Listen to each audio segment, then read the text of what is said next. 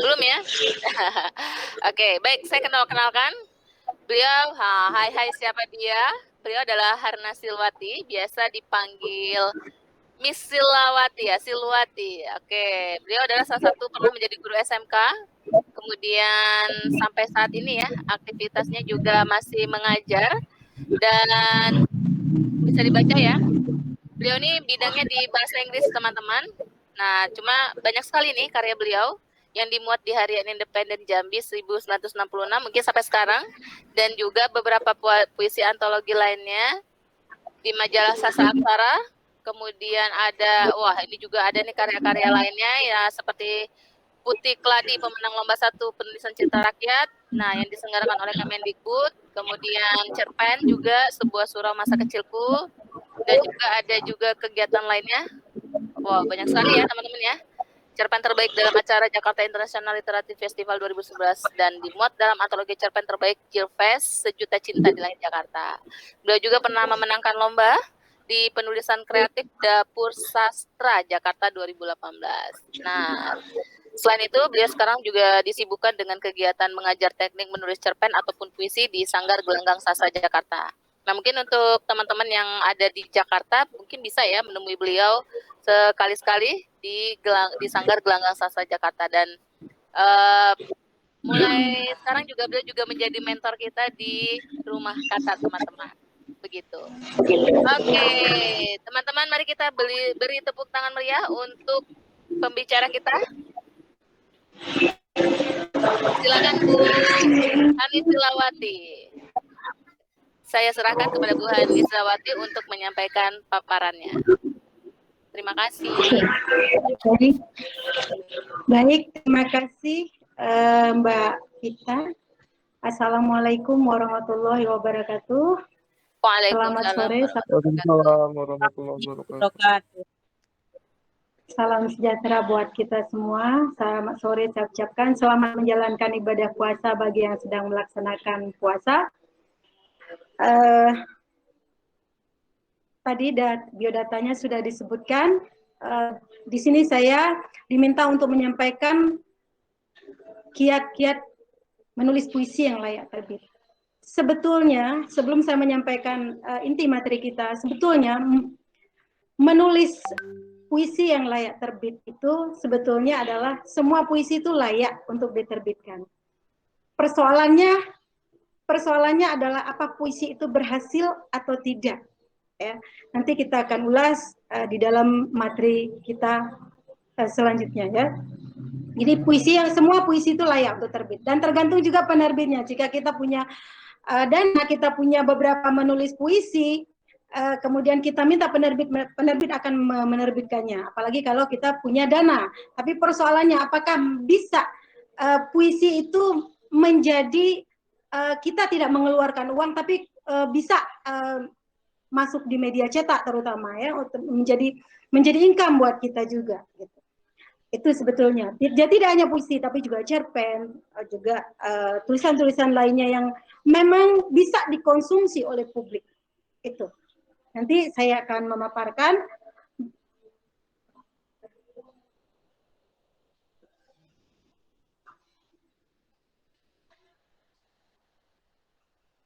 Sebentar, mohon tunggu sebentar.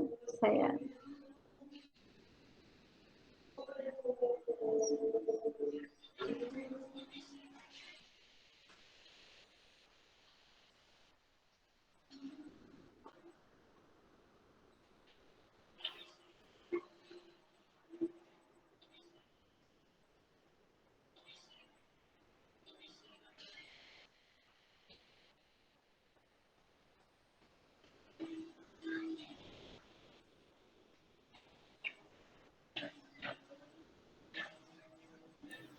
Mbak Vita bisa dibantu untuk materinya ini untuk di-share. Ya. Izinkan kami untuk membagikan share screen ya, Bapak Ibu, sahabat-sahabat Rumah Kata.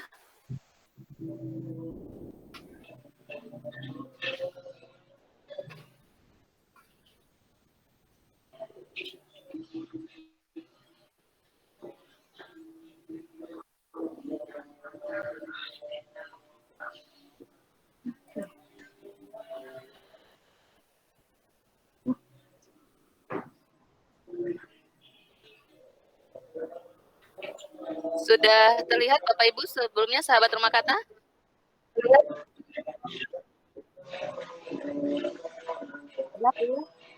Oke, silakan Bu Sil.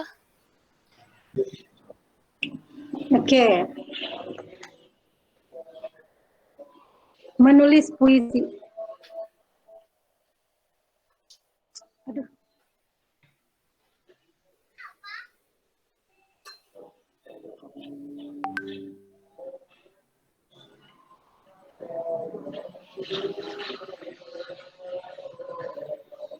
Sebentar Mbak, kita bisa diinin lagi di layar saya tidak? Tidak muncul. Iya. Sebentar. Oke.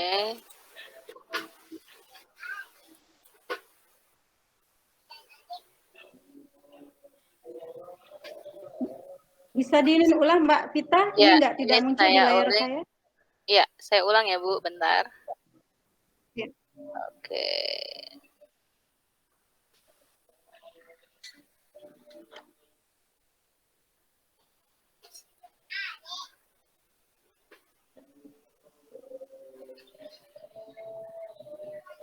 Terlihat Bu? Mas, oke. Oke.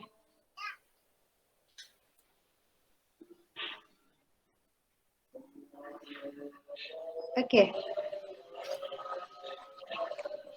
Penulisan puisi. Penulisan puisi. Bagaimana menulis puisi yang baik. Kemudian apa saja yang harus diperhatikan dalam menulis puisi.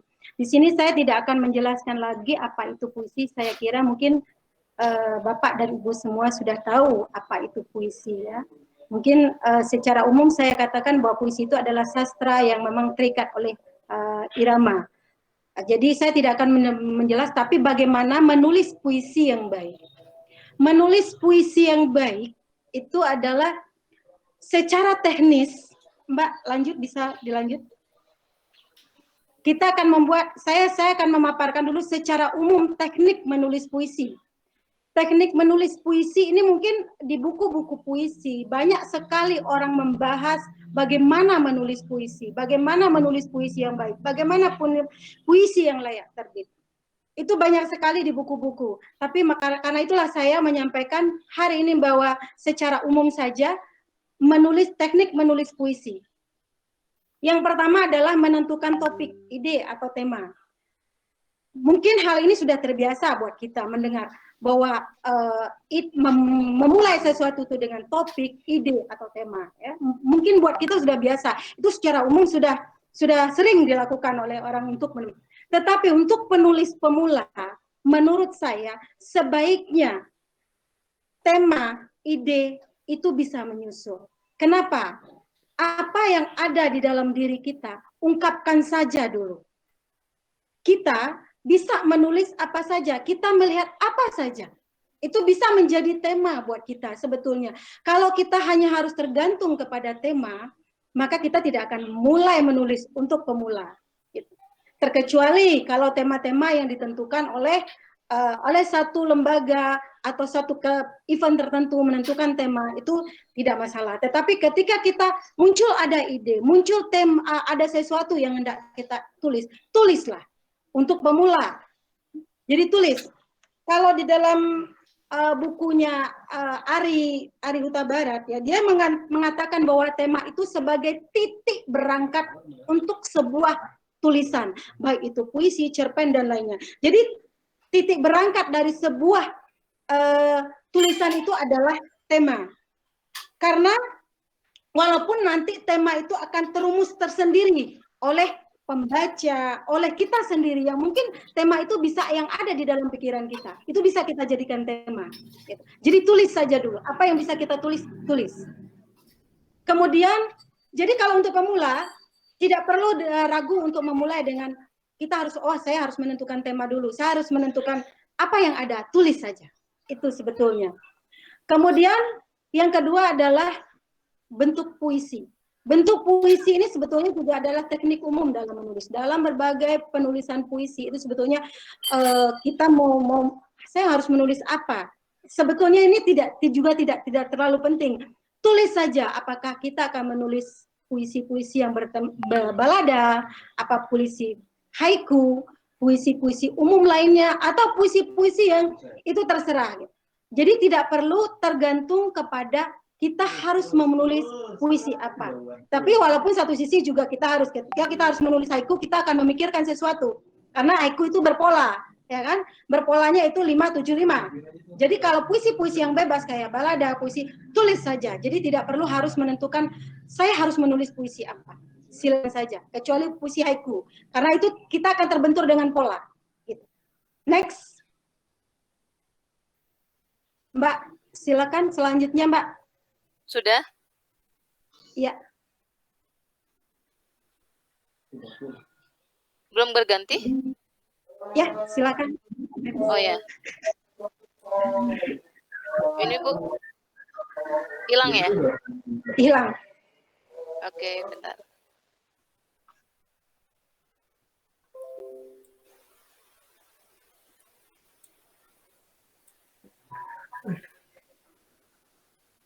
Sudah, Bu?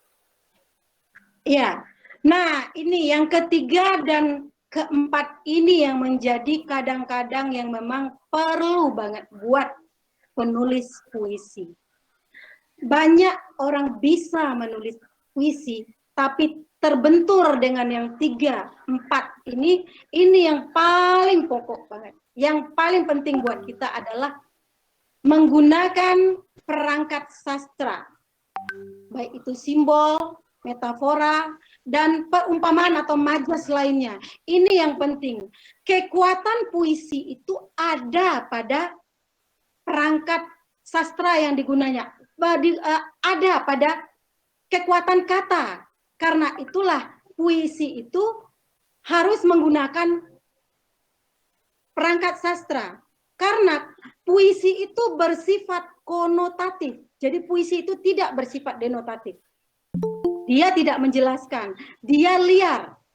Kita bisa memperhatikan beberapa karya-karya besar. Kenapa? Karena dia mampu menempatkan perangkat sastra dengan baik di dalam puisi-puisinya. Itulah puisi-puisi yang berhasil. Gitu. Contoh saja puisi Chairil Anwar. Aku, kata Chairil Anwar. Itu aku itu kita imajinasi seorang pembaca di dalam puisi aku misalnya itu liar. Kita bebas menentukan apa. Puisi satu lagi puisi misalnya lawan, puisi Wiji Tukul. Hanya ada satu kata, lawan.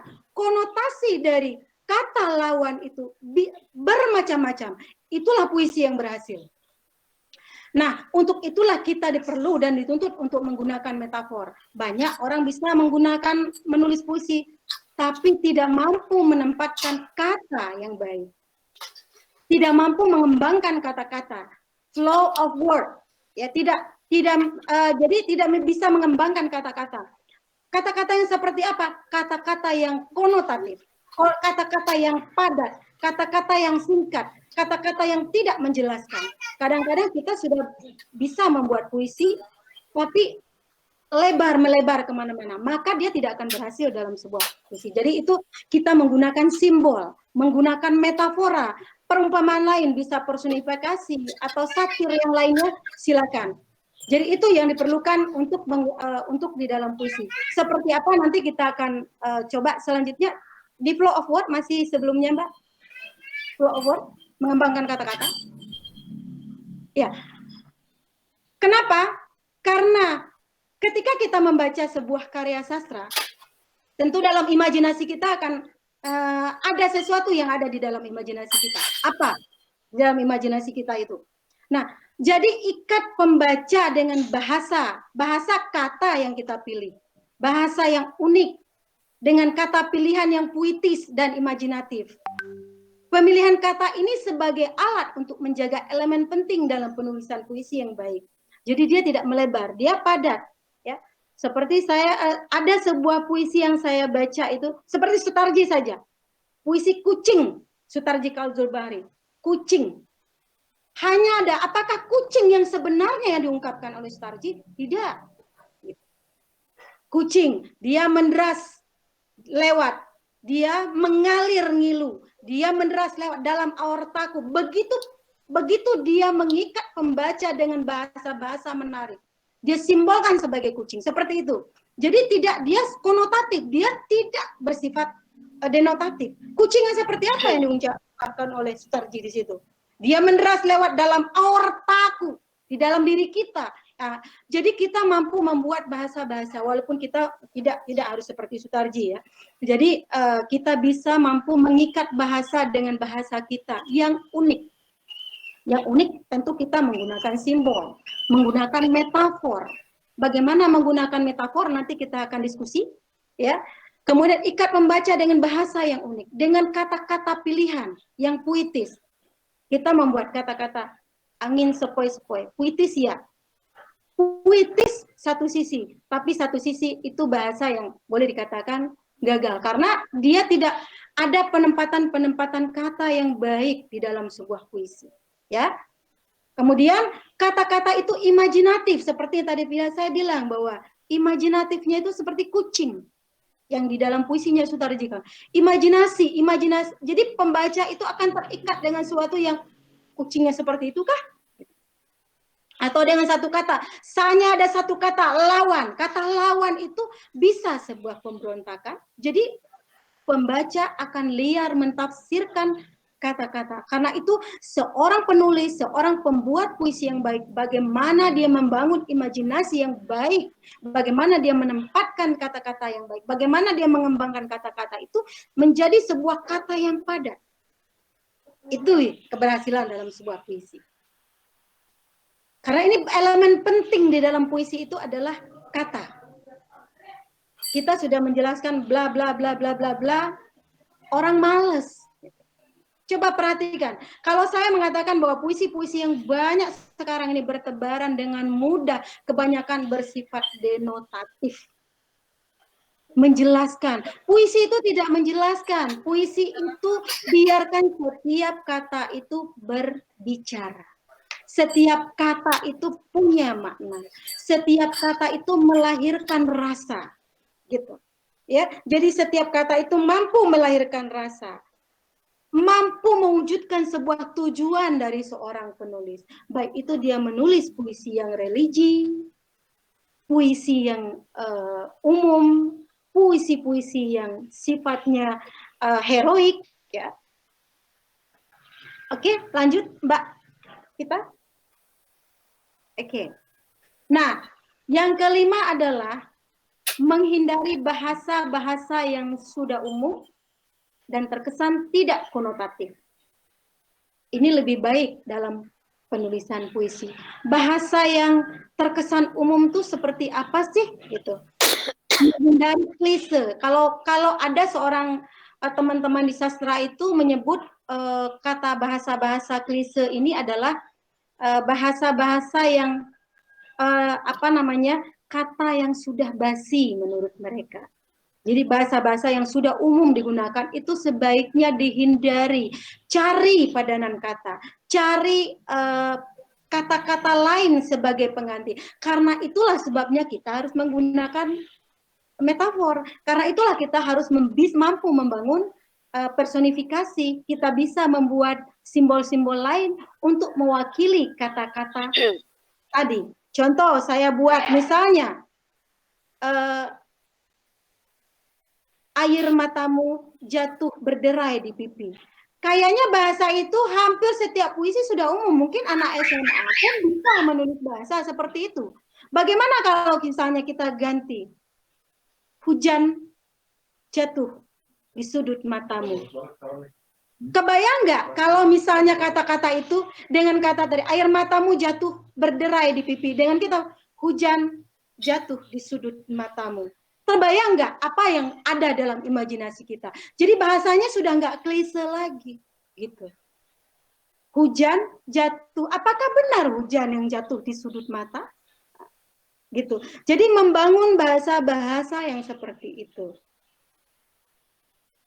Apakah itu jadi dia mampu, mungkin imajinasi seorang penulis itu seorang pembaca akan mampu menerjemahkan bahwa tentu dengan perasaan yang luka, sedih terlalu, bisa jadi, atau terlalu terharu, atau terlalu gembira, bisa jadi, terserah imajinasi seorang pembaca untuk menafsirkannya. Jadi tidak lagi bahasa-bahasa umum seperti air mataku jatuh berderai di pipi, atau air matamu jatuh berderai di pipi. Sudah umum bahasa-bahasa seperti itu di dalam puisi. Maka kita untuk menghindari bahasa-bahasa itu, kita harus menggunakan perangkat sastra. Contoh lain banyak juga yang saya temukan seperti kata asa. Asa itu sebetulnya adalah pengganti dari sebuah harapan, ya. Tapi sebetulnya kata asa hampir di setiap penulis banyak sekali kata-kata asa itu dibuat. Padahal bahasa itu sebetulnya sudah termasuk bahasa yang sangat klise. Maka kita akan mencari kata-kata yang sebagai pengganti. Sunyi misalnya, bisa hening, bisa senyap, bisa dan lain sebagainya untuk menghindari bahasa-bahasa yang klise. Dibuat simbol apa? Tipnya nanti saya akan kasih bagaimana membuat kata yang supaya menjadi metaforik. Nanti setelah pemaparan, saya akan kasih tip bagaimana membuat kata-kata metafor yang baik. Kemudian, memperluas topik sambil mengontrol emosi. Maksudnya begini, kadang-kadang kita menulis, itu adalah ada semacam gejolak di dalam diri kita. Apa yang ada di dalam benak kita, apa yang ada di dalam pikiran kita sebetulnya adalah bagian-bagian dari emosi kita yang harus kita tumpahkan. Kadang-kadang ketika kita menulis muncul lagi ide-ide yang lain atau banyak lagi hal-hal yang ingin kita tulis, kayaknya dalam satu puisi banyak banget yang akan kita tumpahkan. Betul atau tidak? Ya kan? Jadi banyak sekali, saya mau menulis ini, saya mau menulis ini, saya mau menulis terus saja. Nah, ini perlu bagi seorang penulis mengontrol emosi supaya itu tidak terlalu melebar. Topiknya luas sambil mengontrol emosi. Jadi karena itu urutan yang tadi nomor 3, 4, 5, dan 6 ini saling terkait. Metafor, ya, mengembangkan kata-kata, menghindari klise, dan sambil mengontrol emosi. Gitu. Next. Mbak Kita. Oke. Meningkatkan vocabulary, perbanyak kosakata. Dari mana kita mendapatkan kosakata? Kosakata bisa kita dapatkan dari lingkungan.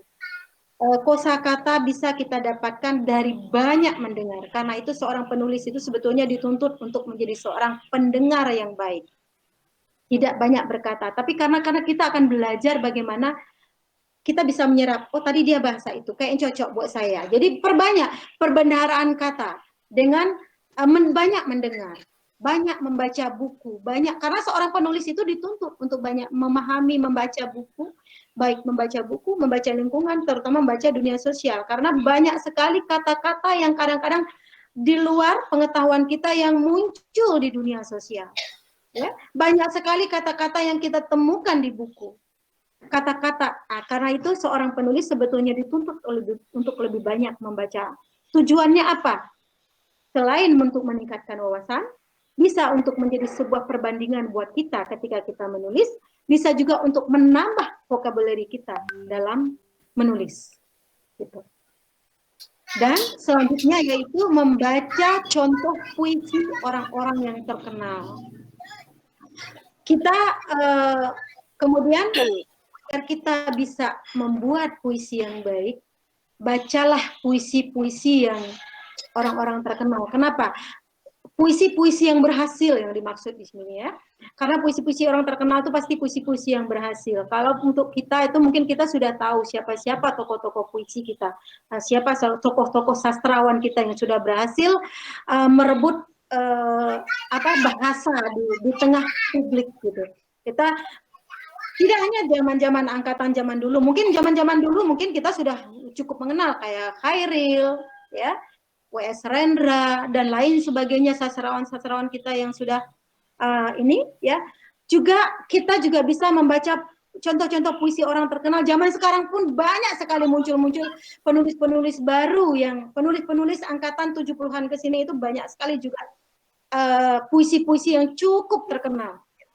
Ya. Jadi untuk menambah apa? Untuk menambah vocabulary juga. Untuk supaya kita bisa belajar lebih banyak lagi dari puisi-puisi. Kenapa mereka bisa berhasil? Puisi-puisinya contoh misalnya Ibrahim Sattah untuk sastranya, untuk puisi-puisi mantra gitu ya, puisi-puisi balada untuk W.S. Rendra dan puisi-puisi perjuangan lainnya yang banyak dimunculkan oleh para sastrawan kita. Jadi puisi-puisi seperti itu bisa kita perhatikan lebih banyak. Juga puisi-puisi yang penuh kedalaman seperti M.H. Ainun Najib tuh banyak sekali puisi-puisi kedalaman ya. Puisi-puisi religi juga banyak dilahirkan. Contohnya Kiai Mustafa Bisri itu banyak sekali melahirkan puisi-puisi religi, seperti juga apa namanya Abdul Hadi WM ya, bahkan sekarang ini puisi-puisi banyak sekali. Kita bisa membaca puisi-puisi mereka untuk sebagai contoh untuk belajar menulis puisi. Next, Mbak kita selanjutnya. Oke. Setelah kita membuat puisi, ya kita baca ulang puisi yang kita buat. Setiap penulis itu harus membaca karya yang sudah dibuat. Jadi nggak langsung di-share, nggak langsung dikirim. Kenapa? Karena ini penting. Kenapa? Kadang-kadang tadi ketika kita sedang menulis, kadang-kadang apa saja bisa tumpah. Apa aja bisa masuk ke dalam tulisan kita. Ketika kita menulis apa saja. Tapi ketika kita membaca ulang, kita bisa mencari, oh ya, tadi saya banyak sekali menggunakan kata ini, maka kita akan mencari di paragraf berikutnya kata-kata yang lain sebagai pengganti, gitu. Ya, jadi kita supaya tidak di paragraf 1 bahasa itu juga yang dipakai, walaupun boleh ya, walaupun boleh. Selanjutnya, tetapi keberhasilan seorang penulis itu bagaimana dia memperkaya dirinya dengan kata. Bagaimana dia menempat setiap kata itu berbeda. Betul, seperti itu. Jadi kita juga bisa memperbaiki mana yang tadinya sifatnya denotatif, kita konotasikan. Yang sifatnya kurang padat, kita padatkan lagi. Itu jadi seorang penulis itu harus membaca ulang karya yang dia tulis. Kemudian memperbaiki hasil tulisan. Artinya puisi yang konotatif ya, jadi memperbaiki hasil tulisan puisi-puisi yang konotatif. Karena tadi saya bilang di awal bahwa puisi itu konotatif. Dia tidak menjelaskan. Biarkan pembaca yang menafsirkan, punya imajinasi terhadap karya itu. Gitu. Biarkan pembaca, dia liar. Karena itulah puisi itu harus padat. Karena itu puisi itu harus bagaimana seorang penyair itu memadatkan kata. Kalau menurut ada salah seorang sastrawan menyebut bahwa sebaiknya puisi itu lebih baik kalau bisa bahasa itu lebih baik dipadatkan dengan menggunakan kata-kata yang kata-kata dasar, tidak menggunakan kata-kata yang menjelaskan. Ya, tidak menggunakan kata-kata yang sifatnya menjelaskan sesuatu. Adalah misalnya, kan itu kan sudah menjelaskan itu. Seperti, itu juga sebaiknya dihindari. Sebaiknya, walaupun kadang-kadang juga boleh kalau memang terpaksa harus menggunakan. Gitu. Kalau tidak terpaksa, maka hindari bahasa-bahasa seperti contoh misalnya itu udah menjelaskan. Gitu. Adalah itu kita menjelaskan. Merupakan itu sudah menjelaskan, itu tidak lagi bisa disebut puisi, tapi itu mengarah kepada prosa. Next, Mbak Kita. Nah, sebagai seorang penulis, menulis apa saja, sebetulnya kita harus punya sikap. Ya, kita harus punya sikap sebagai seorang penulis. Penulis yang berhasil adalah penulis yang mengungkapkan sesuatu dengan cara penulis sendiri, yang unik, mandiri, selalu menunjukkan kesegaran dalam setiap kalimat-kalimatnya. Jadi artinya seorang penulis itu harus punya sikap mampu mengungkapkan dirinya sendiri. Biasanya ketika saya punya pengalaman ketika saya mengkurasi, saya sudah tahu ini puisi siapa, ini puisi siapa. Kenapa? Karena sudah terlihat karakter di situ. Ketika menjuri puisi kadang-kadang kalau dalam menjuri puisi itu kan nama dihapus ya, nama dihapus. nama dihapus, nama tempat dihapus biasanya kalau dalam menjuri sebuah puisi itu. Jadi kita sudah tahu ini puisi siapa. Kadang-kadang seperti itu. Kenapa? Karena dari sikap seorang penulis yang mampu menunjukkan keunikannya, kemandiriannya yang tidak umum. Itulah puisi-puisi yang berhasil. Itulah karya yang berhasil. Itulah cerpen yang berhasil. Itulah karya-karya lain yang berhasil. Dia selalu menunjukkan kesegaran dalam setiap kalimat. Karena itulah kita perlu menggunakan yang tadi yang saya sebut, yaitu perangkat sastra. Next.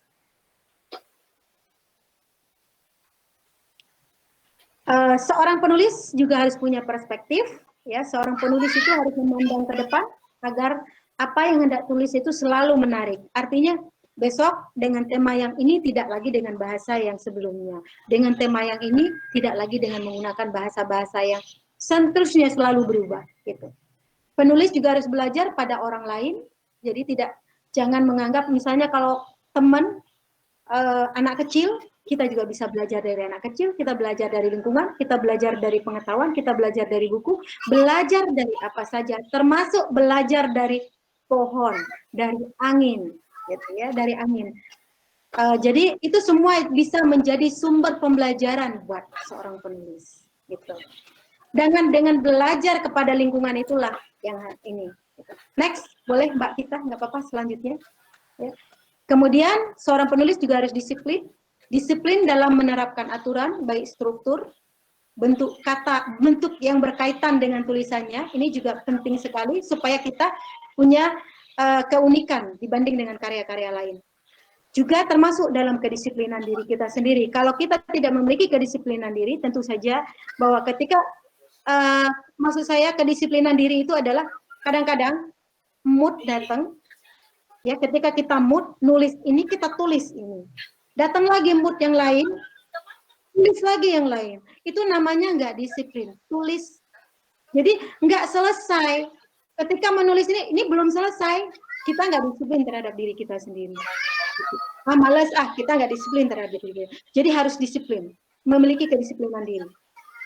Juga, kemudian selanjutnya yang terakhir yaitu kemampuan melihat pada inti persoalan. Seorang penulis harus mampu melihat apa tujuannya, kemudian bagaimana, dan mampu melihat pada inti setiap persoalan apa yang hendak dia ungkapkan, apa tujuannya, apa, karena setiap orang yang menulis pasti punya tujuan, gitu. Oke, itu saja yang bisa saya sampaikan. Tadi saya janji ingin menyatakan bahwa ada beberapa tips yang untuk membuat kata yang menarik sebagai simbol itu. Kalau di sanggar saya itu anak-anak itu kita suruh ya untuk mengumpulkan kata benda. Kenapa? Karena biasanya kata benda ini yang sering kita buatkan perumpamaan. Jadi kata benda dan kata sifat, gitu. Kenapa? Contoh, kenapa saya mengatakan demikian? Kata benda, contoh, pisau itu tajam. Ya, tapi lidah juga bisa dikatakan tajam, semakna dengan pisau. Gitu. Ya, contoh saya buat, sebilah rindu menikam jantung perempuan. Sebilah rindu menikam jantung perempuan. Kebayang nggak imajinasi kita tentang sebilah rindu menikam jantung perempuan? Perempuan itu terkapar. Apakah terkapar yang sebenarnya? Tentu saja tidak. Gitu. Tentu yang kita maksud mungkin dia bisa saja, biarkan imajinasi pembaca yang mengatakan terkapar. Bisa jadi rindu itu menjadi terkaparnya itu dia jadi rindu berat juga. Bisa memang dia jatuh cinta berat, atau memang dan lain sebagainya, itu biarkan. Itu contohnya. Jadi gunakan perangkat kata benda dengan kata sifat. Itu hendaknya kita pahami untuk mengkorelasikannya dengan perasaan. Gitu. Jadi seperti itu. Jadi kata benda dan kata sifat. Kata benda itu bisa kita umpamakan apa? Kata benda itu kita umpamakan, karena itu kita harus mengetahui kata benda seperti apa. Daun melambai, bisa daun melambai ditiup angin. Kalau dia jatuh, jadi melambai itu kan tangan yang melambai, bukan daun. Atau bisa konotasinya bisa liar di situ. Itu kira-kira. Jadi kita mengungkapkan apa itu dengan benda lain, ya, dengan perumpamaan lain yang seperti itu. Bisa juga saya buat senja jatuh di keningmu, atau misalnya tadi saya buat contoh tadi ya, senja apakah benar? Mungkin saja biarkan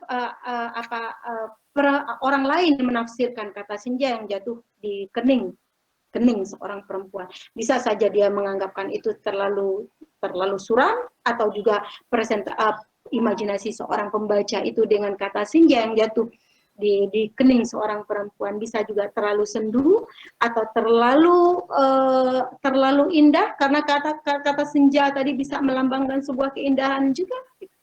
Jadi biarkan pembaca yang liar ini. Selanjutnya mungkin kita akan lebih banyak lagi kalau ada yang lanjutkan dengan diskusi, Mbak. Gitu. Saya kira cukup sarannya. Terima kasih. Assalamualaikum warahmatullahi wabarakatuh. Waalaikumsalam warahmatullahi wabarakatuh. Wow, keren banget ya, sahabat-sahabat Rumah Kata. Paparan Bu Sil nih luar biasa, membuat kita menjadi, kalau saya tuh gemes ya Bu Sil ya, karena memang ternyata dalam menulis itu dibutuhkan perangkat sastra. Nah mungkin yang perangkat sastra ini, karena kan ini backgroundnya nggak semua dari sastra ya Bu Sil ya. Jadi memang sahabat-sahabat Rumah Kata di sini mungkin nanti bisa digali lagi perangkat sastranya. Nah kita sediakan ya teman-teman ruang WA group ini nanti untuk diskusi. Nah namun apa yang akan teman-teman diskusikan pada hari ini di webinar kali ini, silakan teman-teman bisa tanyakan langsung oleh Bu Sil sebelum nanti kita masuk ke penulisannya. Mungkin ada yang mau bertanya, bisa di kolom chat ataupun langsung aktifkan videonya untuk bertanya. Silakan.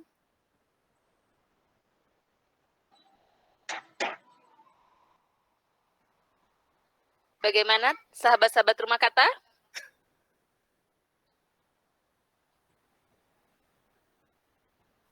Wah, sepertinya sudah paham semua nih, sudah jelas semua.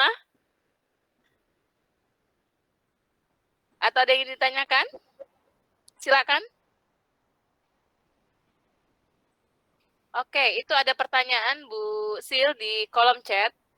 Iya, perangkat sastra itu bisa alam dari Mas Deka Anggawira. Oke, silakan Bu Sil. Mungkin langsung jawab aja Bu Sil ya. Baik, ya. Perangkat sastra yang dimaksud di sini adalah simbol, ya, majas dan perumpamaan lain gitu. Jadi kita mengumpamakan misalnya metafora dengan mengumpamakan sesuatu dengan yang lain. Itu yang saya maksud. Kita membuat simbol-simbol gitu. Mungkin lambang dari gundah itu apa, misal saking gundahnya kita melihat kondisi, kita lambangkan dengan apa, kecauan gitu. Seperti yang tadi sudah saya jelaskan bahwa perangkat sastra ini yang penting. Jadi bukanlah tidak alam, tidak juga yang lain, tapi lebih umum kepada simbol dan majas. Nah, untuk majas sendiri banyak sekali, kita bisa googling ya, majas sekali. Mungkin di sini saya tidak bisa menjelaskan satu persatu majasnya. Ada metafora, personifikasi, satir, ironi, dan lain sebagainya. Ada hiperbola, dan lain sebagainya. Banyak sekali perangkat sastra, majasnya. Gitu. Dan simbol-simbol lain yang bisa kita gunakan. Gitu. Jadi, itu jawabannya, Mbak Kita. Ya, oke, Mas Deka. Jadi memang untuk perangkat sastra ini, Mas Deka bisa gunakan majas ya, simbol-simbol atau kata-kata yang bermakna konotatif ya, seperti itu. Iya. Jadi bisa digali lagi, Mas Deka. Memang kalau kita membahas majas di sini tuh banyak sekali ya, sahabat-sahabat Rumah Kata. Kalau dibahas itu sekitar ada 45-an ya, lebih kurang. Nah, jadi cuma di sini memang yang sering digunakan di dalam puisi sendiri itu benar sekali ada metafor dan personifikasi ya. Selain itu ada juga hiperbola. Nah, ini itu tujuannya apa ya? Tadi adalah tujuannya untuk memberikan hidup ya, ruh puisi yang hidup. Karena kalau puisi itu tidak hidup, ya itu tadi mungkin yang jadi maksud dari pembicara kita hari ini adalah semua orang tuh bisa menulis, sahabat rumah kata. Tetapi bagaimana dia berhasil menyampaikan puisinya tersebut, ini yang diperlukan adalah ruhnya. Nah, jadi kalau jiwa tanpa ruh, ya artinya dia tidak bisa apa-apa, seperti kita pada sore hari ini masih bisa berbicara di depan teman-teman. Gitu ya Bu Sil ya, sepakat ya? Oke, silakan Bu Sil, mungkin kita langsung teknik membuat puisinya ya. Kita masih punya waktu sekitar 10. Ada satu tambahan Mbak kita, saya katakan bahwa tadi saya terlewat untuk menyampaikannya mengenai tipografi ya. Tipografi puisi ya. Sebetulnya seharusnya di awal saya sampaikan tadi bahwa tipografi itu bebas ya, tipografi puisi. Ketika kita membuat kata, ketika membuat sebuah apa yang ada terasa di dalam diri. Ketika kita membuat tipografi di dalam berbentuk puisi, maka dia akan menjadi sebuah puisi, gitu. Maka jadi sebuah puisi, tapi bukan puisi yang berhasil, gitu. Nah, jadi tipografi ini juga kita harus perhatikan juga, gitu. Seorang penulis itu harus memahami mengenai bagaimana tipografi. Dia harus mampu memahami tipografi di dalam puisi. Ya, mungkin kalau sahabat rumah kata di sini penasaran apa itu tipografi, bisa di Google aja ya, dicari di Google. Teman-teman bisa search di sini, yang khas banget itu karyanya Sutarji Kalsumbagri ya. Dan ini terkenal sekali dengan puisi tipografinya, ya yang unik ya. Jadi ini adalah bentuk ya, bentuk dari bagaimana kita sebagai penulis itu menyusun kalimat-kalimat di dalam syair puisi tersebut, begitu teman-teman. Oke. Silakan Bu Sil, mungkin kita bisa langsung memulai praktek menulisnya. Masih ada waktu sekitar 10-15 menit lagi. Ini temanya bagaimana Bu Sil? Apakah ditentukan atau bagaimana nih? Karena ini masih awal Mbak Vita, saya pikir biarkan saja, apa bebas. Nanti kita akan perhatikan bagaimana mereka menempatkan kata di dalam mengungkapkan rasanya. Yang ada di pikirannya. Jadi lepas saja, biarkan saja, nanti kita akan bahas selanjutnya itu puisi-puisi yang mereka tulis. Yang mana konotatifnya, yang mana denotatifnya. Baik. Sahabat rumah kata, silakan siapkan pena dan kertasnya, ataupun boleh di HP ya, mungkin di chat saja. Silakan ditulis puisi. Mungkin kalau belum tahu puisi, tulis aja kata-kata sekitar 4 baris ya, 4 atau sampai ya bebas lah. Kita lihat dulu bagaimana teman-teman menyusun kata-kata tersebut. Kita tunggu 4 sampai bebas ya barisnya ya. Silakan disusun. Kira-kira teman-teman apakah menulis puisi atau bukan itu, atau menulis quote tadi ya, kalau kata Mbak admin kita menulis quote katanya. Oke, silakan teman-teman, kita kasih waktu untuk menuliskan kata-kata yang mungkin sekarang sedang tersirat ya. Mungkin sekarang lagi nunggu buka puasa kan, tiba-tiba tersirat dengan kolak pisang gitu ya. Ya, silakan. Mungkin saya off dulu suara saya supaya teman-teman bisa konsentrasi. Jika sudah, boleh langsung difoto, dikirim di WA Group. Ya, jika sudah, silakan difoto, dikirim di WA Group. Nanti kita akan bahas.